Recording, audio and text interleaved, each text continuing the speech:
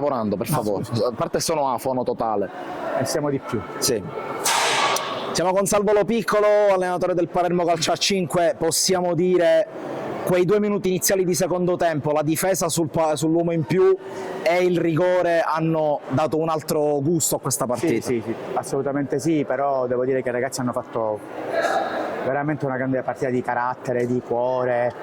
E abbiamo veramente resistito, lo sapevamo che loro erano forti, d'altronde giocatori che hanno fatto categorie superiori, quindi è ovvio che questa partita era molto sentita da parte nostra. Dopo la debacle di sabato scorso, che sinceramente ci ha fatto un po' male, devo dire.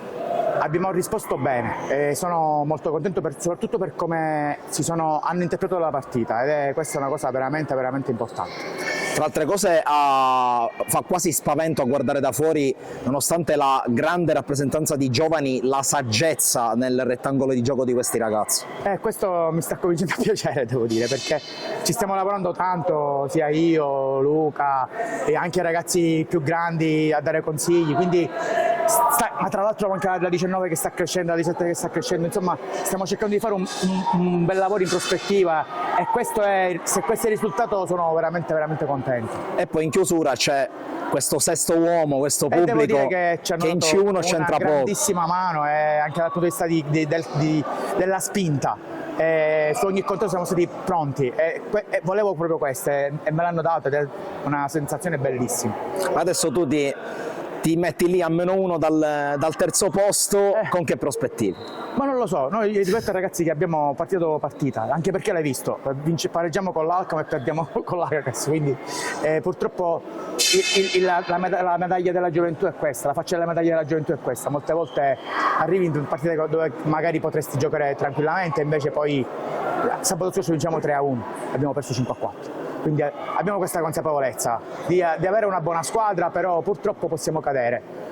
Però ci godiamo in questo momento questo risultato e poi da lunedì cominciamo a lavorare per sabato prossimo. Con Roberto Marino, Palermo Calcio a 5 che ribalta totalmente il derby.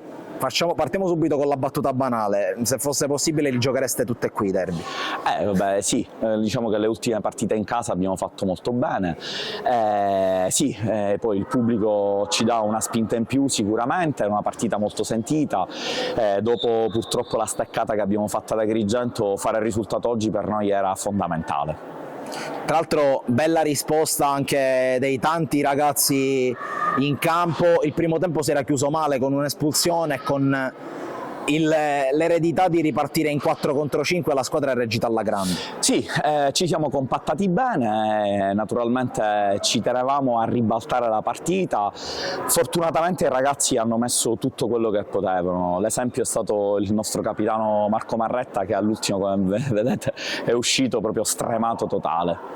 Adesso vittoria sull'Athletic, 1 punto di ritardo sull'Athletic, terzo posto molto vicino. Intanto ti chiedo se ve lo sareste mai aspettati, considerando anche quello che era successo all'andata, e se a questo punto come procede la stagione, partita per partita come dicono tutti? Naturalmente sì, ragioniamo sabato dopo sabato, guardiamo la classifica sì, ma a noi non interessa ogni partita una finale.